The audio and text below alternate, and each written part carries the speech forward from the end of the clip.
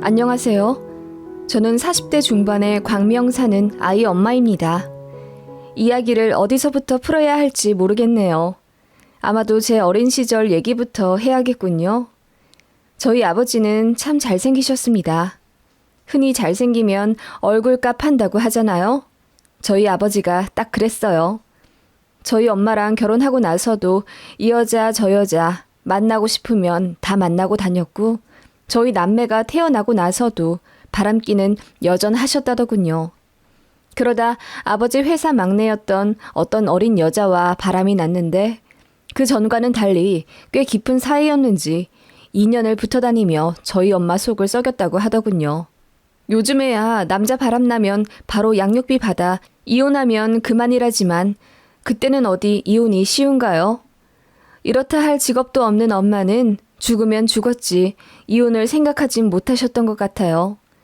그래서 아버지께 매달려도 보고 화도 내보고 심지어 엄마가 저희 두고 집도 일주일간 나갔다 왔지만 효과는 없었다고 해요. 집 나갔다 돌아왔을 땐 그 집 꼴로 밥도 제대로 못 먹으며 울고 있는 자식들 모습에 되려 엄마 가슴에 더 큰 상처와 죄책감만 남을 뿐이셨고요. 그러다 아버지가 제 나이 10살쯤 내연녀랑 아이의 살림을 차려서 살겠다고 집을 나가셨고 엄마는 상심할 틈도 없이 저희 남매를 위해서 시장이랑 공장 다니며 정신없이 일하실 수밖에 없었습니다. 사실 아빠가 집을 나가기 전에도 생활비를 주지 않으셔서 엄마는 부업으로 시장 나가서 상인들 돕고 하루 품삯 받고 그러시긴 했어요. 엄마는 저녁 8시쯤 귀가하셨고 집에 오시자마자 술을 드셨어요. 정말 단 하루도 빠짐없이요. 술에 취하면 늘 짐승처럼 울부짖으며 떠나간 아버지에 대한 원망을 내뱉는 엄마였고 가끔은 저희를 때리기도 하셨습니다. 저는 그래서 엄마가 일 마치고 집에 돌아오는 그 어둑어둑한 시간이 제일 무서웠어요. 저는 의지할 사람이 오빠밖에 없었습니다. 오빠도 참 어린 나이였지만 그 와중에 어린 저를 보호하려고 엄마 대신 맡기도 했고 저한테 밥도 챙겨준 보호자였어요. 제 어린 시절은 이렇게 우울했습니다. 그래도 오빠가 있어 버틸만 했던 삶이었죠. 그러던 어느 날 엄마가 퇴근길 버스 안에서 갑자기 돌아가셨어요. 심장마비셨습니다. 나중에 듣기로는 어머니께 기저질환이 있었는데 오랜 우울증과 알코올 중독으로 몸이 점점 더 망가지셨던 것 같아요. 그때가 저 고2 때였습니다. 처음으로 하늘이 무너지는 슬픔이 무엇인지 가슴 절절히 느끼게 되었고 장례식장에도 오지 않는 아버지를 죽이고 싶을 만큼 원망했어요. 저희 엄마도 부모님을 일찍 잃은 고아셨기 때문에 장례식장은 저랑 오빠 그리고 아빠 쪽 먼 친척분들 몇 분이 다였을 만큼 쓸쓸했던 기억이 나네요. 대학생이었던 오빠는 엄마 돌아가시자마자 저 책임지겠다고 학교도 휴학하고 알바하면서 저 먹여 살려줬어요. 그리고 동생 부양해야 한다는 이유로 군대도 공익으로 빠졌습니다. 그런 오빠한테 너무 고맙고 미안해서 저도 방황하지 않고 공부 열심히 해서 명문대 들어갔고요. 엄마가 돌아가셨다는 슬픔에 마냥 빠져있지 않도록 오빠가 정말 많이 노력했어요. 오빠도 이제 갓 20살 된 어린애였을 텐데 동생을 위해서라면 체면 구겨지는 것도 아랑곳 않고 친구들한테 돈까지 빌려가며 제 겨울 잠바도 사주고 주말엔 롯데월드도 가고 그랬습니다. 그만큼 오빠는 제 생각을 많이 해준 유일한 보호자였어요. 저랑 오빠는 대학을 같이 졸업하고 취업도 거의 비슷하게 동시에 했습니다. 그렇게 둘이 서울에 집 얻어서 같이 살았고 나중에 오빠한테 너무 착한 여자친구가 생겨서 오빠 인생에도 드디어 빛이 들어온 듯 행복해 보였는데 정말 하늘이 원망스러울 만큼 비극적인 일이 또 생겨버렸습니다. 오빠가 여자친구랑 데이트하던 중에 서울 한복판에서 교통사고를 당했어요. 오빠는 즉사했습니다. 그때가 오빠 나이 28, 저는 25살이었어요. 사실 오빠 잃고 한 1, 2년간은 제가 뭐하고 살았는지 기억이 잘 안 납니다. 오빠 장례식장에서도 두어 번 실신했고 조문객들을 제대로 맞아들이지도 못했습니다. 그 정도로 충격이었고 고통이었어요. 엄마 잃었을 때보다 더 타격감이 컸던 것 같네요. 고생만 하던 오빠가 이제야 행복해지려던 찰나 그렇게 운명을 달리한 것이 인간적으로 딱하기도 했고요. 오빠 장례식장에도 아빠는 오지 않았습니다. 엄마와 이혼을 한 게 아니라서 아직 호적에 그대로 아버지가 있었지만 연락처를 몰랐어요. 그래서 알릴 방법이 없기도 했죠. 그렇게 제 삶은 비극의 연속인가 보다 하고 정말 낙없이 살았습니다. 회사도 다니기 싫었는데 오빠가 저 직장 합격 소식 들었을 때 한 말 때문에 꿋꿋이 다녔어요. 은지야, 대기업 입사하게 된 거 축하한다. 그동안 너나 나나 고생 많이 했으니 이제부터라도 남부럽지 않게 살자. 끝까지 버티고 우리 꼭 행복하게 살자. 오빠가 내 뒷바라지 해줘서 명문대도 들어갔고 그 덕분에 이 직장 갖게 된 거잖아. 고마워. 그때 저희 남매 대화가 아직도 생생하고 제 첫 월급을 몽땅 오빠한테 줬는데 오빠가 안 받는다고 신랑이 했던 것도 기억이 납니다. 그런 추억이 있는 소중한 직장이라 성실히 다녔고 그 덕분인지 그곳에서 지금의 신랑을 만나게 되었습니다. 지금의 신랑에게 저는 사귄 첫날 제 기구한 가정사를 펑펑 울며 밝혔고 신랑은 저보고 너무 고생했다며 앞으로는 웃을 일만 있도록 자신이 노력하겠다고 했어요. 그 말은 정말이었습니다. 제 아버지가 일평생 바람만 피웠기 때문에 제가 남자에게 신뢰가 없는 걸 알고 남편은 더 노력해줬어요. 어딜 가든지 행선지를 저한테 투명하게 공개했고 불필요한 만남 자체를 안 가졌습니다. 단 한 번도 여자 문제로 제 속 썩인 적 없고 여가 시간은 항상 저랑 보냈어요. 그런 모습에 저는 믿음이 생겼고 행복한 가정에 대한 꿈을 슬쩍 꾸게 되었습니다. 그 전에는 비혼주의였거든요. 그렇게 3년 정도 연애하다 결혼했고 결혼한 이후로는 더 행복해졌습니다. 태어나 처음 느껴보는 가정에서의 안정감, 정말 이대로 죽어도 좋을 만큼 행복하더군요. 시댁분들도 너무너무 좋으셨어요. 제가 어릴 때 고생 많이 했던 것, 이렇다 할 친정도 없는 점 모두 포용하며 저를 이해해 주시고 또 배려해 주셨습니다. 세아가 이번 명절에는 우리 집에서 하루만 자고 일찍 내려가 니들끼리 시간 보내거라. 둘 다 일 다니느라 힘들 텐데 좀 쉬어야지. 어머님, 저 명절 내내 어머님이랑 있으려고 지금 빤스 5개나 가져왔는데요. 저도 어느새 어머님께 정이 많이 붙어서 애교스럽게 행동했고 그런 제 모습에 어머님도 저를 많이 아껴주셨어요. 아마도 저는 부모님에 대한 정이 많이 그리웠던 모양입니다. 집에 거의 없는 아버지, 항상 화만 내던 어머니, 그런 부모님 밑에서 자란 저는 늘 목말랐어요. 그래서 시부모님께 더 잘했고 그런 제 모습에 고마워하면서도 안쓰러워 하시던 시부모님이었습니다. 누구보다 행복한 결혼 생활과 시댁 라이프를 즐기며 저는 아이도 하나 낳았어요. 일과 육아 병행하느라 너무 고된 워킹맘 생활이었지만 집에 돌아가면 따뜻하고 깨끗한 넓은 집, 저만 아는 가정적인 남편, 순하고 착한 아이가 있으니 정말이지 100억 가진 부자도 부럽지가 않더라고요. 그렇게 아이가 초등학교 고학년이 되었을 때 제 삶이 완전히 흔들리는 한 통의 연락을 받고 말았습니다.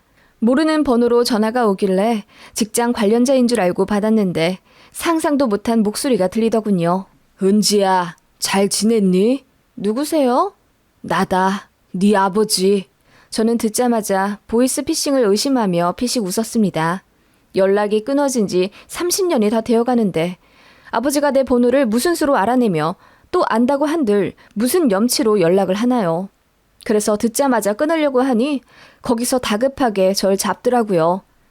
은지야, 이제 연락해서 정말 미안하다. 제발 한 번만 날 만나줄 순 없겠니? 라며 울부짖는 소리가 들렸고 그제야 저는 그 전화의 주인공이 아버지임을 알게 되었습니다. 종종 상상했어요. 아버지를 우연이라도 만나게 되면 나는 어떻게 해야 할까? 저는 그 얼굴에 침을 뱉고 욕을 하며 내 속 안의 깊은 원망을 모조리 털어내 버리라 다짐했었어요. 당신 때문에 우리 가족이 얼마나 고통받았었는지 그 인간을 밧줄로 꽁꽁 묶어 붙잡아두고 귀에 고래고래 소리치며 알려주고도 싶었습니다. 그런데 막상 아버지 목소리를 들으니 머릿속이 새하얘지더라고요. 제 번호를 어떻게 알았냐고 물으니 사람을 20만 원 정도에 사서 알아봤다고 하더군요. 흥신소 말하는 듯 했어요. 저를 이제 와서 왜 만나려고 하냐고 날카롭게 물었습니다. 그랬더니 지난날에 대한 사과를 꼭 좀 하고 싶다고 하더군요. 오빠 죽은 것도 뒤늦게 알았다면서 염치 없지만 오빠 있는 곳을 알려주면 꽃이라도 두고 오고 싶다면서 펑펑 우는 소리에 저도 모르게 눈물이 나더군요. 그날은 그냥 헛소리 하지 말라고 소리 질러버리고 끊어버렸습니다. 다시는 전화하지 말라는 말과 함께요. 전화 끊고 나서 뒤늦게 몸이 미친 듯이 떨리며 오한이 오더라고요. 그것은 분노였습니다. 집에 와서 남편에게 엉엉 울며 고백하고 정말 남편 만난 이후로 한 번도 울지 않았는데 10몇 년 만에 대성통곡했어요. 남편은 어떤 선택을 해도 제 맘대로 하는 게 맞는 거라면서 연락하기 싫으면 차단해버리라고 했습니다. 저도 그게 맞다고 생각했는데 마지막 아버지의 목소리가 너무 가슴에 남더라고요. 마지막 사과를 하고 싶다는 말에 이상한 궁금증이 생기기도 했고요. 그렇게 아버지 전화를 막무가내로 끊은 지 딱 일주일 되던 날, 제가 먼저 전화를 걸었습니다. 그 잘난 사과 대체 어떻게 할지 궁금하기도 했고 어머니와 오빠 대표에서 제가 대신 지난날에 대한 사과를 받고 싶은 마음도 있었어요. 그래서 전화를 했고 만남 약속도 정했습니다. 그런데 아버지가 본인 몸이 좋지 않아 멀리 가진 못하니까 집 근처로 와줄 수 없겠냐며 사정하더군요. 주소지를 전달받고 조금 놀랐습니다. 완전 시골에 사시더라고요. 제가 생각한 아버지의 마지막 모습은 도시와 잘 어울리는 정장핏의 훤칠한 남자였는데 이런 시골에 사신다니 의아했어요. 아무튼 그렇게 아버지를 만났습니다. 너무 놀랐어요. 얼굴이 엄청 까맣더라고요. 눈동자도 노랗고요. 몸은 말랐는데 배는 불러서는 딱 봐도 어디 심각하게 아픈 사람 같았습니다. 사실 아버지를 보자마자 찬물을 끼얹을까 아님 욕을 한 바가지 해버릴까 고민을 했었거든요. 그런데 거동도 불편해하는 아버지를 보니 그 생각이 쏙 들어가더군요. 침착하게 앉아서 이야기를 나누기 시작했는데 아버지가 사과부터 대뜸 하더라고요. 네 엄마 돌아가셨을 때 장례식장에 못 갔던 건 사정이 있었다. 내가 교통사고를 당해서 그때 병원에 누워 있었거든. 다리를 절단할 뻔했어. 그래서 못 갔고 그 이후엔 니들 걱정이 되긴 했는데 내가 무슨 낯으로 니들 보니. 그러다 어느 날 용기 내서 네 오빠한테 전화를 걸었는데 네 오빠가 쌍욕을 하면서 전화를 끊더라. 다시는 연락하지 말라고 하면서. 그래서 못했어. 그런데 난 단 한순간도 니들 잊어본 적이 없다. 그렇게 절절하게 울면서 제 손을 잡는 아버지였고 어떻게든 오해를 풀어보고자 애써가며 해명을 하는데 말을 하면서도 숨이 차는지 한 문장을 편하게 말 못하시더라고요. 그런 모습에 연민과 분노가 동시에 몰려와 저도 제 감정이 컨트롤 안 되더군요. 저는 1시간 동안 울부짖으며 그동안 엄마가 얼마나 고생했는지 그리고 그런 엄마 때문에 오빠랑 내가 얼마나 큰 상처를 받고 컸는지 말했습니다. 그리고 오늘 이 자리에 나온 것은 아빠를 용서하기 위함이 아니라 한 번쯤 사과받고 싶었다고 했어요. 그렇게 제 이야기를 끝내고 일어나려는데 고개를 숙인 채 울고 있는 아버지 모습에 저도 모르게 다시 주저앉게 되더라고요. 그래서 몸은 왜 그러냐고 왜 마지막 사과라고 말했는지 물어보니 아버지가 그러더군요. 사실 나한테 시간이 얼마 없어. 병원 갈 시간도 돈도 없어서 그냥 버티고 있었는데 얼마 전에 겨우 검사를 해보니 간경화가 의심된다고 하더구나. 그래서 큰 병원 가서 다시 검사해봤더니 글쎄 간세포암이라더군. 약이나 항암으로는 달리 차도가 없다는데. 그러면서 아버지가 이제 본인은 1년도 못 살 거라며 엉엉 우시더군요. 그렇게 뒤도 안 돌아보고 가족들 버린 채 떠났으면 잘 살기라도 하지. 반시체 같은 모습으로 딸 앞에 나타나선 자기 마음 편하자고 사과나 하는 아버지가 너무 미웠습니다. 밉긴 했지만 외면할 수가 없더라고요. 진짜 저도 제 자신이 이해가 안 갔지만 아마도 부모님에 대한 정이 항상 그리웠던 모양입니다. 그래서 남편과 상의하고 아버지를 큰 병원에 일단 입원시켰어요. 얘기 듣자 하니 저희 버리고 갈 때 만났던 그 내연녀랑은 10년간 동거하다 헤어졌고 그 이후로 이 여자 저 여자 만나면서 불안정하게 살았나 보더군요. 그러다가 마지막에 외국인 여자를 만났는데 그 여자한테 사기당해 집도 잃고 돈도 다 털려서 시골로 이사 온 거라고. 그 얘기 들으니 환장은 하겠는데 당장 아버지가 죽기 직전 몰골을 하고 저한테 빌고 있으니 마음이 너무 약해졌어요. 그렇게 아버지를 모시고 대학병원 외래에 가서 자세히 얘기를 들었는데 의사 이야기 결론은 간 이식밖에 방법이 없을 거라고 했습니다. 그런데 공여자가 언제 나타날지도 모르고 절차가 이만저만 복잡한 게 아니더군요. 그렇게 의사와 면담 끝내고 나와 간호사랑 얘기하는데 가족 중 이식에 적합한 사람 없나 검사 받아보길 권하시는데 마음이 착잡하더군요. 저는 아버지한테 말했습니다. 저 아빠한테 절대로 간 안 내드려요. 그랬더니 아버지가 울면서 본인도 염치가 있는데 어떻게 자식한테 간 달라고 하겠냐며 그 큰 병원 복도에서 아이같이 엉엉 우시더군요. 그러면서 이제부터는 본인이 알아서 하겠다며 병원을 가든 집에 가서 죽든 상관 안 해도 되고 제 얼굴 보고 사과했으니 그걸로 자기 할 일은 끝났다며 장례식장에도 찾아오지 말라고 하더군요. 그 말에 저도 눈물이 펑펑 나버렸습니다. 그렇게 제가 울고 있는데 아버지가 주춤거리며 병원 정문으로 나가 버스를 타려고 정류장에 앉아 계시더군요. 그 모습이 왜 그렇게 초라해 보이고 마음 흔들리던지요. 마음으로는 아버지를 100번도 넘게 죽였습니다. 그런데 막상 그 상황 겪어보면 아버지한테 매몰차게 못할 겁니다. 그래서 아버지에게 다가가니 갑자기 아버지가 무릎을 꿇고 저한테 비시더라고요. 내가 니들한테 몹쓸 짓 많이 한 거 알고 있다. 내가 사죄할 수 있는 기회를 한 번만 주지 않겠니? 제발 나 한 번만 살려다오. 나 좀 살려주면 내가 그동안 못다한 아빠 노릇 원 없이 너한테 해주마. 사실 너무 무섭구나.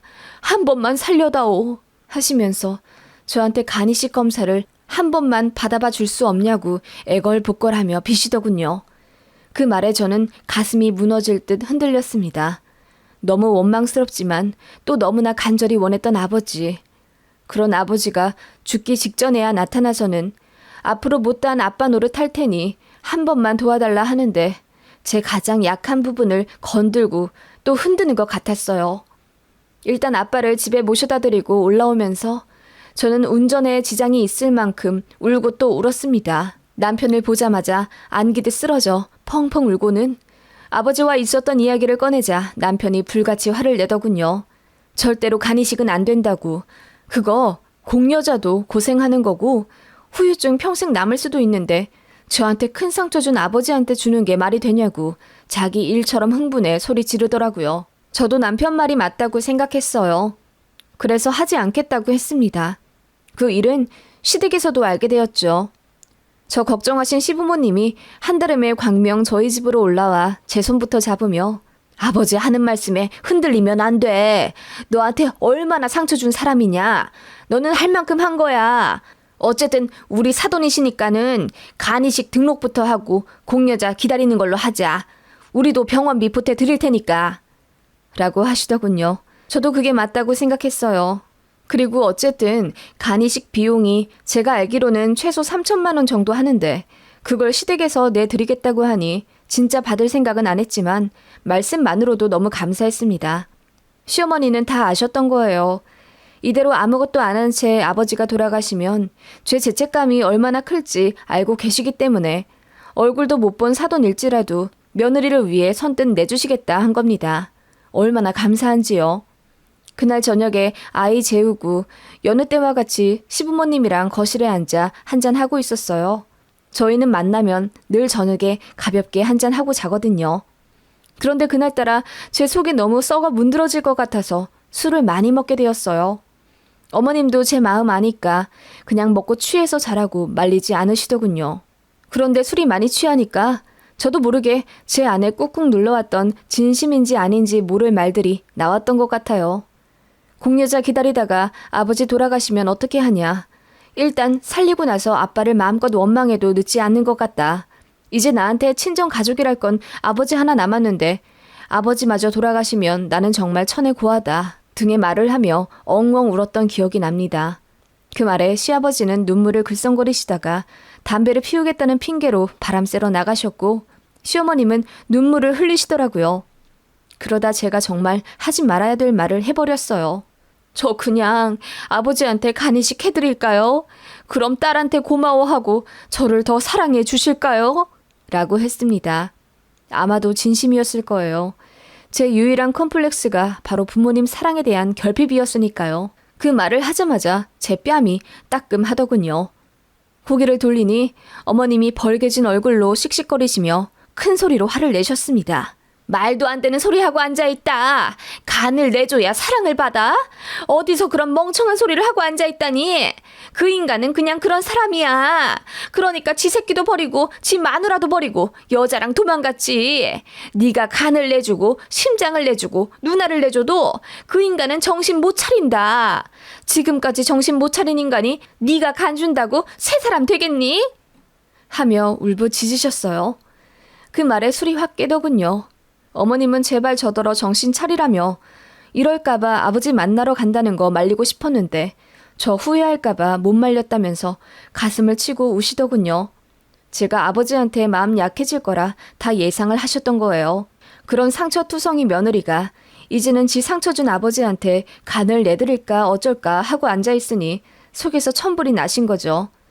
어머님은 제가 너무 딱하다고 하셨습니다. 그리고는 가슴이 아프겠지만 아버지 치료만 하는 데까지 해보고 연을 끊고 살라고 말씀하셨어요. 그러면서 우시는 시어머님을 저도 끌어안고 울 수밖에 없었어요. 어머님은 말씀하셨죠. 우는 거 오늘이 마지막이니 펑펑 울어두라고. 앞으로는 아버지 때문에 우는 일 없게 하라고. 그러면 당신 가슴도 무너진다고 하시는데 그 말이 꼭 제 오빠가 생전에 했던 말처럼 들렸습니다. 오빠도 항상 저한테 그랬거든요. 제가 울면 자기 가슴도 쓰라리듯 아프다고요. 그제야 저는 다시금 깨닫게 됐습니다. 진짜 저를 아끼는 사람들을 위해 살아야 한다는 걸요. 그날 이후로 저는 아버지한테 딱 대학병원 절차만 밟아드리고 병원비랑 간병비 정도만 내드리는 걸로 하겠다고 했습니다. 간이식 공여자 나타나면 그때 절차 밟고 이식 받으라고 했더니 아버지가 슬그머니 그러시더군요. 너는 검사 안 받니? 그 말에 갑자기 정이 뚝 떨어지더군요. 저와 피 한 방울 안 섞인 남편과 시부모님도 공여자의 부작용을 걱정하는데 내 아버지란 사람은 역시나 본인만 아는 사람이구나 싶더라고요. 그래서 한마디 했습니다. 아버지, 저는 아버지랑 달라서 제 가족이 참 소중해요. 제가 선택한 제 가족한테 상처 주고 싶지 않아요. 제가 아주 어릴 땐 아빠랑 닮았단 말이 참 듣기 좋았어요. 아빠 닮아 예쁘다는 말이요. 그런데 이제 생각해보니 그건 욕이더라고요. 난 아빠 닮지 않아서 참 다행이에요. 난 아빠 얼굴은 닮았을지 몰라도 무책임함은 닮지 않아 다행이에요. 병원비도 내드리고 싶진 않지만 제 시부모님이 베풀어주고 싶다 하시네요. 며느리가 훗날 후회할까 봐요. 아버지 같은 사람은 제 부모님이 아닙니다. 그런 시부모님을 이제 제 부모님으로 섬기고 살 거예요. 더는 연락하지 마세요. 아버지는 가족 사랑 받을 자격 없습니다. 제 말이 끝나기 무섭게 아버지는 울고불며 저만 믿었는데 이럴 순 없다며 제 바지가랑이를 붙잡더니 나중엔 심지어 욕을 하더군요. 지 엄마 닮아 싸가지가 없다. 지 아빠 죽는데 눈 하나 깜짝 안 하는 것 좀 보라며 울부짖는데 오히려 가슴이 개운하더라고요. 최소한의 죄책감까지 아버지가 모조리 가져가 주시는 것 같아서요. 그렇게 아버지는 다시는 제 덕 안 볼 것처럼 하더니 제가 병원비 내드린다고 하니까 진료는 꼬박꼬박 다니시더군요. 그렇게 반년 만에 간이식 입원을 하기로 예정되었는데 너무나 놀라운 연락을 받게 되었습니다. 아버지가 갑자기 사망하셨다더군요. 간이 안 좋으면서 그렇게 술을 잡수셨대요. 심지어 이제 곧 간이식 받을 수 있을 거라고 하니 이식 받기 전 마지막이라고 생각하며 더 드셨나 봐요. 그러다 간 수치가 급격히 높아지고 신체적으로 갑자기 문제가 생겨 그냥 자택에서 돌연사 하신 걸로 보이고요. 마지막까지 기가 찼습니다. 그런데 아버지 유품 정리하러 갔다가 참 어이없는 소리를 들었습니다. 자네가 김씨 딸내미요? 김씨가 자기 딸한테 간 달라고 연락할 건데 뭐라고 해야 딸맘이 흔들릴지 모르겠다는 거야. 그래서 내가 나는 죽으면 죽었지 내 자식과는 절대로 안 받는다고 했더니 김씨가 배를 잡고 웃으면서 자기는 자식한테 정이 없어서 모르겠다고 하더만. 얼마나 황당하든지. 그 말 듣고 얼굴도 안 본 김씨 딸이 불쌍해지더라고. 그런데 나중에 얘기 듣지 않니? 연락도 안 한 지 30년이 다 됐다면서. 처자식 버린 놈이었는 줄은 몰랐네. 에라이 부관 참시 당해도 모자랄 인간. 하면서 옆집 할아버지가 혀를 차시더군요. 참 마지막까지 과간인 아버지였습니다. 악어의 눈물에 속아 넘어갈 뻔했던 저도 참 한심하고요.